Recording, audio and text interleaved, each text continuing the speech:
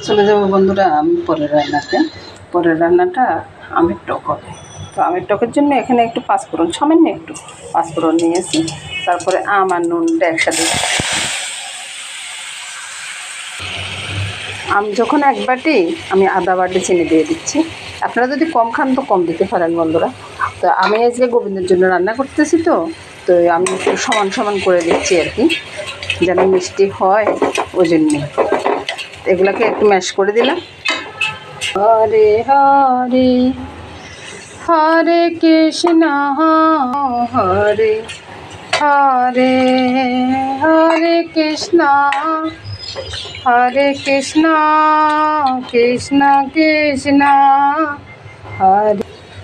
এবার আমি এই যে লঙ্কাগুলো দিয়ে দেব, বেশিগুলো দেবো না, বেশিগুলো রয়ে গেলে টকটা হয়ে গেলে বাটিতে নিয়ে নেব। এখানে গোবিন্দের ভোগের জন্য নিয়ে